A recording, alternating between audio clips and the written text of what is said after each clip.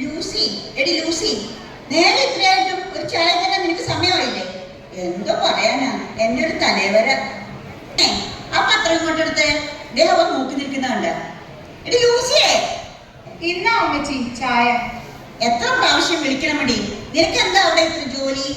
നിനക്ക് ആ പത്രം ഇങ്ങോട്ടെടുത്ത് എന്റെ കയ്യിൽ തരരുതോ? എന്റെ പൊന്ന അമ്മച്ചി, ഈ പത്രം അമ്മച്ചിക്ക് എടുത്ത് വായിച്ചൂടെ? കയ്യിലും കാലിലും വലിയ കുഴപ്പമൊന്നുമില്ലല്ലോ. ചി, എന്ത് പറഞ്ഞടി? എനിക്ക് സൗകര്യമില്ല. നിന്നെ പിന്നെ എന്തിനാ എന്റെ മോൻ കെട്ടിക്കൊണ്ടുവന്നേ? എന്റെ കാര്യം നോക്കാനും ഇവിടുത്തെ ജോലി ചെയ്യാനുമാ. അതൊക്കെ നന്നായി. അന്ന് പിന്നെ മോനോട് പറഞ്ഞിട്ട് ഒരു വേലക്കാരത്തിന് വെച്ചൂടായിരുന്നോ? പിന്നെ എന്റെ ആവശ്യം ഇവിടെ ഇല്ലല്ലോ. അതേടി, നിനക്ക് ഞാൻ ഒരു വേലക്കാരിയുടെ വില പോലും തന്നിട്ടില്ല. എന്റെ പൊന്ന അമ്മച്ചി, നേരം വെളുക്കുമ്പോ തന്നെ എനിക്ക് മഴക്കിടാൻ വയ്യ. 100 കൂട്ടം പണികൾ കിടക്കണം. ഞാൻ പോവാകത്തോട്ട്. ഓ ചെല്ല്, മല മറിക്കല്ലേ അവിടെ. അമ്മേ ചായ. നിനക്ക് അകത്തോട്ട് ചെന്ന് ചായ എടുത്ത് കുടിക്കരുതോ? അമ്മച്ചിക്ക് അകത്തോട്ട് പോയി ചായ എടുത്ത് കുടിക്കാറില്ലേ? കുടിച്ചില്ലല്ലോ. എനിക്ക് ചായ ഇവിടെ കിട്ടണം. ദാ മോളെ ചായ. മോളെ, നീ പള്ളി പോ റെഡി ആയില്ലേ? ആ അമ്മേ, ഞാൻ പള്ളിയിൽ പോയിട്ട് കാറ്റേഷൻ കഴിഞ്ഞിട്ടേ വരൂ.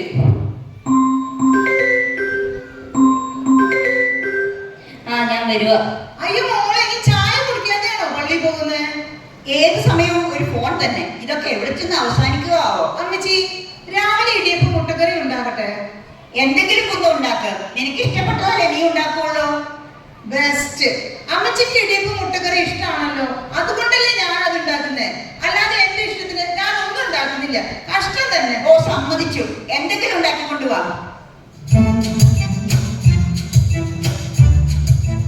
എന്താ ലൂസി, രാവിലെ തന്നെ ഇവിടെ ഒരു ബഹളം? ഇന്നൊരു ഞായറാഴ്ചയല്ലേ? എന്ത് പറയാനാടി, ഇവിടെ ഒരു സ്വസ്ഥതയും ഇല്ല.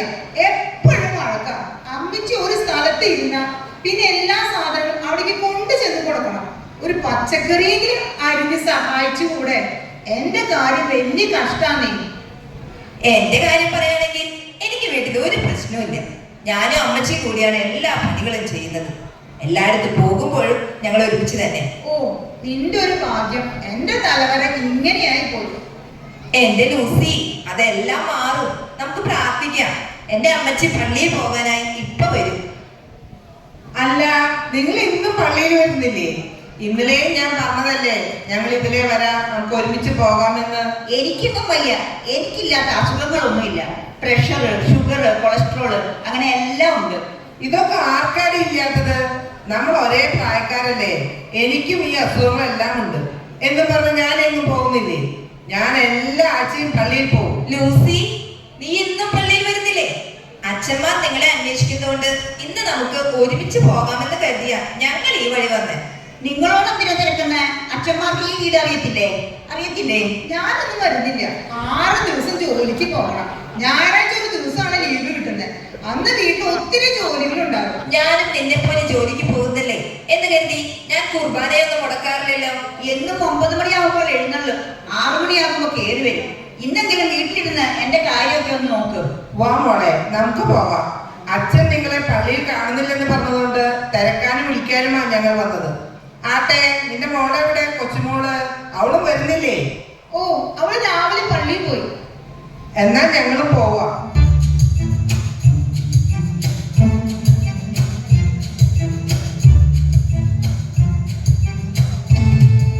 ഇതിൽ വായിക്കാനൊന്നുമില്ല. ആ TV ഒന്ന് വെച്ചാൽ സിനിമ കാണായിരുന്നു.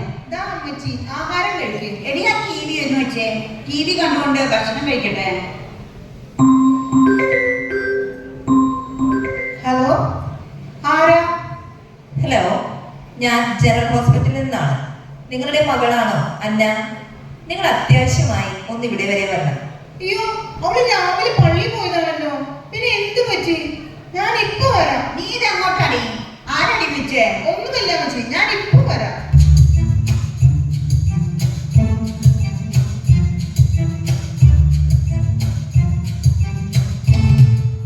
ആ മോളോ, നിന്നെ കണ്ടിട്ട് എത്ര നാളായടി?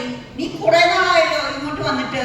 ഞാൻ അമ്മയെ ഒന്ന് കണ്ടിട്ട് പോകാൻ വന്നതാ. ചേച്ചി എവിടെ പോയി അമ്മേ? അവൾ ആരാണ്ടിയുടെ ഫോൺ വന്നിട്ട് എങ്ങോട്ടോ പോകുന്ന കണ്ടു. ആ അമ്മേ, എന്താ കഴിക്കണേ? ഇടിയപ്പം മുട്ടക്കറിയാണോ? ചേച്ചി ഉണ്ടാക്കിയതല്ലേ, നല്ല ടേസ്റ്റ് ആയിരിക്കും. വാ മോളെ, എന്ന് നമുക്ക് കഴിക്കാം. കഴിക്കാം. അമ്മ എന്നും പള്ളിയിൽ പോയില്ലേ? എനിക്കൊന്നും വയ്യ കുഞ്ഞെ. എന്റെ കാലിനൊക്കെ ഭയങ്കര വേദന. 10-70 വയസ്സായില്ലേ. അമ്മയോട് പറയാനൊന്നും എനിക്ക് വയ്യ. ചേച്ചി വന്നപ്പോ മുതൽ അമ്മയ്ക്ക് റെസ്റ്റ് അല്ലേ? ഡോക്ടർ പറഞ്ഞിട്ടില്ലേ ദിവസവും അരമണിക്കൂർ വെച്ച് നടക്കണമെന്ന്? ഓ, എനിക്കൊന്നും വയ്യ. ഡോക്ടർമാർ അങ്ങനെ പലതും പറയും. എനിക്കൊന്നും വയ്യ അങ്ങനെ നടക്കാനൊന്നും. നീ നിന്റെ കാര്യം നോക്കൂ ഞാൻ. മോളെ, കുഞ്ഞുങ്ങളെ എന്നെ കൊണ്ടുവരാഞ്ഞത്? അവരെ കണ്ടിട്ട് കുറെ നാളായല്ലോ. പള്ളിയിലെ കുർബാന കഴിഞ്ഞപ്പോൾ ഞാൻ ഇങ്ങ് പോന്നു അമ്മേ. പിള്ളേര് കാറ്റീസം ക്ലാസ്സിൽ ഇരിക്കുന്നു. അമ്മേ, ചേച്ചി ചോറൊക്കെ വെച്ചിട്ടാണോ പോയത്? ആ, ആർക്കറിയാം. ഞാൻ അടുക്കളയിൽ കയറിയിട്ട് നാളുകളായി. എന്ത് കഷ്ടാ അമ്മേ, ഇങ്ങനെയൊന്നും പറയരുത്. എന്ത് കഷ്ടം? ഞാനെന്തോ ചെയ്തു? അമ്മയുടെ മോന്റെ ഭാര്യയല്ലേ, ചെറിയ ജോലികളൊക്കെ ചെയ്ത് അമ്മ ചേച്ചിയെ സഹായിക്കണം. എന്നെ കാണുന്നത് പോലെ അമ്മ ചേച്ചിയെയും കാണണം. മിണ്ടാതിരുന്ന് കഴിക്കു വച്ചേ. പള്ളിയിലൊക്കെ കഴിഞ്ഞോ? ഇന്ന് ഏതച്ഛനായിരുന്നു? പള്ളിയിലെ കഴിഞ്ഞിട്ട് ഞങ്ങൾ ഇതുവഴി വന്നത്. ഇന്ന് പച്ചച്ചനായിരുന്നു. അല്ല, അന്ന കൊച്ചു പള്ളിയിൽ പോയെന്നല്ലേ രാവിലെ പറഞ്ഞത്? പള്ളിയിലൊന്നും ആ കുട്ടി വന്നിട്ടില്ല. 3 ആഴ്ചയായി കാറ്റീസം ക്ലാസ്സിൽ കണ്ടിട്ടെന്ന് ജോണി സാറ് പറഞ്ഞു. അല്ല, പള്ളിയിൽ പോയ കൊച്ചിന് എന്ത് പറ്റി ചേച്ചി? അവൾ പള്ളിയിലൊന്നും പോയതല്ല. പറഞ്ഞു കൊടുക്കണേ അങ്ങോട്ട്. ഞാൻ പള്ളിക്ക് പോവാന്ന് പറഞ്ഞ് ഫ്രണ്ടിന്റെ ബർത്ത്ഡേ പാർട്ടിക്കാണ് പോയത്. അവര് ജ്യൂസിലെന്തോ കലക്കി തന്നു. പിന്നെ ബോധം വന്നപ്പോൾ ഹോസ്പിറ്റലിലാ. ഞാൻ അമ്മയുടെ നമ്പർ നഴ്സിന് കൊടുത്തിട്ട് നഴ്സ് അമ്മയെ വിളിച്ച് കാര്യം പറഞ്ഞത്. എടി മോളെ, കൂട്ടുകാരൊക്കെ നല്ലതാ. പക്ഷെ കൂട്ടുകാരെ തെരഞ്ഞെടുക്കുമ്പോൾ ഒരു ശ്രദ്ധയൊക്കെ വേണം. നല്ല കൂട്ടുകാരെ തെരഞ്ഞെടുക്കണം. അതെങ്ങനെയാ? വളർത്തുന്നത് ഇവളല്ലേ. മോളെ നോക്കാൻ പറ്റാൻ ഇവൾക്ക് സമയമുണ്ടോ? നിർത്തി നിന്റെ വർത്തമാനം. മരുമോ വന്നപ്പോ മുതൽ അവൾക്ക് റെസ്റ്റ്. നിനക്ക് ആ കുഞ്ഞിന്റെ കാര്യങ്ങളൊന്നും ശ്രദ്ധിക്കായിരുന്നില്ലേ? പിന്നെ കൊച്ചുങ്ങൾ പോകുന്നതിന്റെ പുറകെ എനിക്ക് പോകാൻ പറ്റുമോ? നീയാണ് കുറ്റക്കാരി. പ്രായമായ സ്ത്രീകൾ വീടിന്റെ വിളക്കാണ്. നീയല്ലേ ആ കുഞ്ഞിന്റെ തല തൊട്ടത്? അതെന്റെ അവകാശമല്ലേ? ആ, അപ്പൊ നിനക്ക് അവകാശമൊക്കെ അറിയല്ലേ? അപ്പൊ മാമോദിസമൊക്കെ അച്ഛൻ തലതൊട്ടമൊക്കെ പറഞ്ഞു തന്നില്ലേ? ഈ കുഞ്ഞിനെ ആത്മീയമായി വളർത്തേണ്ട ചുമതല നിന്നെയല്ലേ ഏൽപ്പിച്ചത്? ഓ, അതൊക്കെ ഞാൻ ഓർത്തിരിക്കുവാണോ? അച്ഛന്മാരങ്ങനെ പലതും പറയും. പിള്ളേരെ വളർത്തേണ്ടത് അപ്പന്റെ അമ്മയുടെയും ചുമതലയാ. നിന്നോട് പറഞ്ഞിട്ട് കാര്യമൊന്നുമില്ല. എല്ലാവരും എന്നോട് ക്ഷമിക്കണം. ഞാനിനി ഇങ്ങനൊന്നും ചെയ്യില്ല. അമ്മച്ചി, നമുക്ക് ഈ കുടുംബത്തിൽ മാറ്റം വരുത്തണം. നമ്മുടെ കുഞ്ഞ് വലിയ ആപത്തിൽ നിന്നാണ് രക്ഷപ്പെട്ടത്. ഇതിന് ഉത്തരവാദി നമ്മൾ രണ്ടുപേരുമാണ്. ഇനി മക്കളെ, നിങ്ങളോട് എല്ലാവരോടുമായിട്ട് എനിക്ക് പറയാനുള്ളത് ഇത്ര മാത്രമേ ഉള്ളൂ. ഒരു കുഞ്ഞും ജനിക്കുമ്പോൾ തെറ്റുകാരോ കുറ്റക്കാരോ ആയി ജനിക്കുന്നില്ല. അവർ വളർന്നു വരുന്ന ജീവിത സാഹചര്യങ്ങളാണ് അവരെ തെറ്റിലേക്ക് നയിക്കുന്നത്. അതിന് ഉത്തരവാദികൾ നമ്മൾ ഓരോരുത്തരും നമ്മുടെ ഭവനങ്ങളുമാണ്. ആദ്യം ഭവനങ്ങളിൽ മാറ്റം ഉണ്ടാകും. വരും തലമുറകൾ നശിക്കാതിരിക്കാൻ നമ്മൾക്ക് ഒരുമിച്ച് പരിശ്രമിക്കാം, പ്രാർത്ഥിക്കാം. എനിക്കെന്റെ തെറ്റ് മനസ്സിലായി. ഇന്നു മുതൽ നമ്മുടെ വീട്ടിൽ കുടുംബ പ്രാർത്ഥനയ്ക്കും പള്ളിയിൽ കുർബാനയ്ക്കും നമ്മൾ ഒരുമിച്ച് പങ്കെടുക്കും. 2026 പുതിയ മാറ്റത്തിന്റെ തുടക്കമാകട്ടെ എന്ന് ആശംസിക്കുന്നു.